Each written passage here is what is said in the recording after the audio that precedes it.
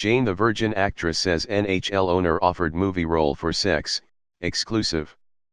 The model, Grace Santo, who had a recurring in Jane the Virgin, alleges that she was twice lured to the hotel room of Daryl Katz, the Canadian billionaire who owns the Edmonton Oilers, with promises that he could help her acting career. Santo says that although she spurned Katz's advances, she later received 2 wire transfers totaling $35,000. In an interview, she said that such behavior is typical in Hollywood. "This is so common, but most girls and women, they are afraid of coming out," Santo told Variety. "I feel like me coming out will give courage and inspire so many girls who go through the same thing I go through." The allegations were first disclosed in a defamation lawsuit filed Monday in New York by Santo's husband, R.J. Cipriani, against a crisis consulting firm hired to represent Katz. Cipriani, a professional gambler and FBI informant, alleges that Glenn Bunting, president of G.F. Bunting & Co., tarnished his reputation in order to kill a story about Katz in the New York Post.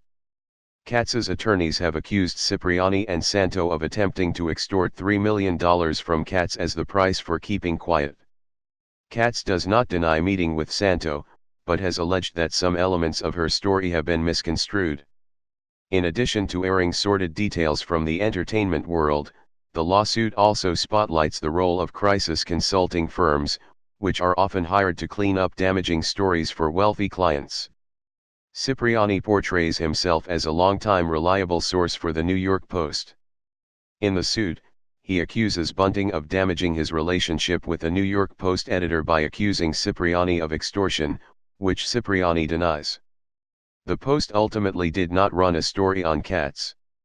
"A media consultant can't go around accusing people of crimes just to kill a story," Cipriani's attorney, Peter Gleason, told Variety, adding that publications have become increasingly gunchy in the wake of the Hulk Hogan lawsuit, which bankrupted Gawker. "Everybody is running scared," he said. The story begins in November 2015, when Santo was flown to Hawaii to participate in a photo shoot for Viva Glam magazine.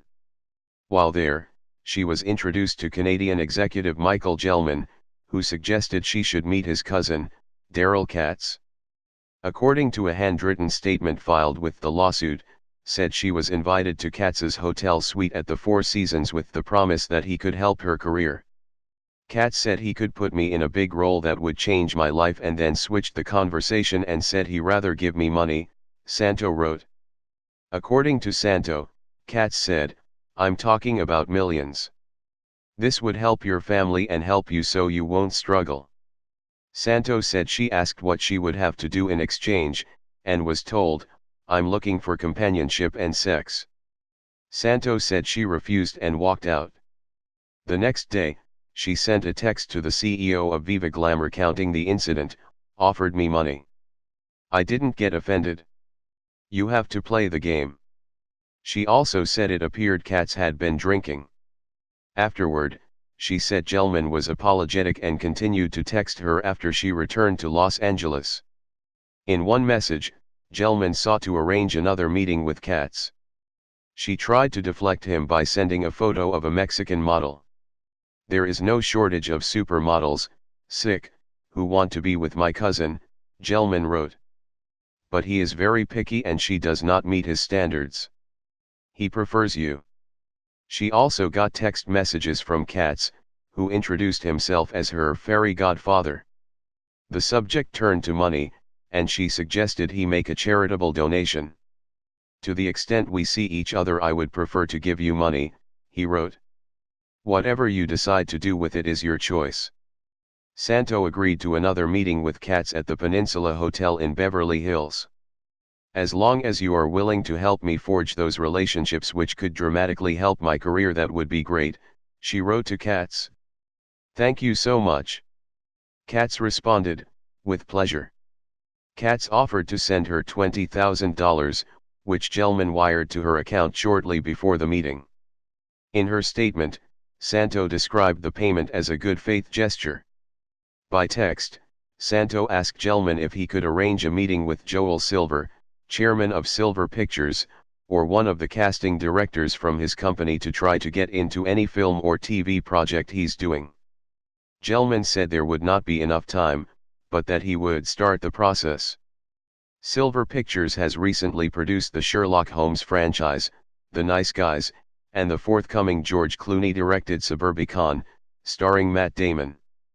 Santo said in the statement that she was assured by Gelman that Katz would not proposition her again. However, after 30 minutes of talk about helping her career, Santo said that Katz again proposed paying her for sex. Santo said she again refused, saying "I am not a prostitute," and left. However, she continued to maintain the relationship. In a text message soon after the meeting, she wrote, "Hey. Wish we could have had dinner together. And spend more time. You are a very sweet and kind man. Thanks so much for your kindness." She continued to text with him sporadically for the next couple of months. According to Santo, Gelman wired her an additional $15,000 and asked for another meeting at the Montage Hotel in Beverly Hills in March 2016. She said she did not go to the meeting. Santo also said that Gelman called and threatened her when word got back to him that she had been talking about her encounters with Katz. The call was recorded, and Gelman can be heard telling her that Katz's people could make sure you don't work in Hollywood ever again. Cipriani, Santo's husband, then got involved, and attorneys were called in on both sides to try to work out a settlement. Cipriani was a key informant in a federal investigation into drug trafficking and illegal gambling. According to a profile in the San Diego Union Tribune, Cipriani pleaded guilty to insurance fraud in 2006 and has been blacklisted from casinos. The Union Tribune reported that he went to the authorities after his life was threatened over a gambling debt and helped build a case that led to charges against 22 people, including a former USC football player. According to a letter prepared by Katz's attorney, Cipriani threatened to go public with false allegations against Katz unless he was paid $3 million. In the settlement talks, Gelman offered to facilitate meetings to help Santo's acting career. Santo said she was offered a 3-picture deal to keep quiet, but rejected the offer. The negotiations then broke down. Cipriani and Santo then went to the Hawaii Police Department with allegations that Katz was using the magazine to lure young women and solicit them for prostitution. The handwritten statement was forwarded to the Hawaii investigators, and Cipriani also alerted the New York Post to the story.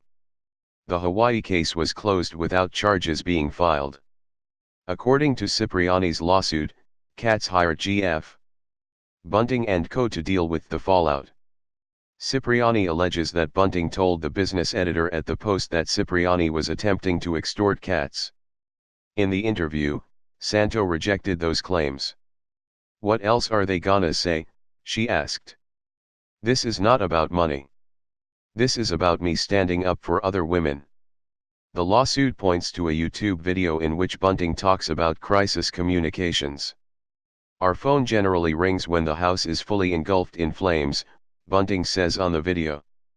"Oftentimes, there will be an individual, very high profile, a senior executive who engages in some kind of misconduct, something that individual should not have been engaged in. That's where they turn to us to help them work through those things." The complaint also points to a lawsuit from former Baylor football coach Art Briles. Briles was fired last year in the wake of a sexual assault scandal, and then sued the university. In the complaint, Briles accused Bunting of working on the university's behalf to blame Briles for the scandal and deflect its own responsibility. Bunting is well known for its ruthless media manipulation activities, the lawsuit states. Bunting declined to respond to Cipriani's lawsuit. Katz's attorney Dennis Roach provided the following statement. "Robert J. Cipriani is a convicted felon who has been menacing Mr. Katz and his family for more than a year. The allegations in the complaint filed against Mr. Bunting and his company, and the assertions made in that document about Mr. Katz, are false, malicious and entirely without merit. Moreover, it is plain as day that this so-called complaint was filed solely as bait for the media as part of an ongoing effort by Cipriani to harass, embarrass, and possibly extort Mr. Katz, exactly as Cipriani has done with other prominent individuals. Variety has done its readers and itself a disservice by allowing its pages to be used in this manner. In response, Cipriani said, "The complaint speaks for itself." Conveniently, Mr. Roach is attempting to divert from the real issue, that G.F. Bunting and his company have a history of enabling those who are complicit in aggressions towards women.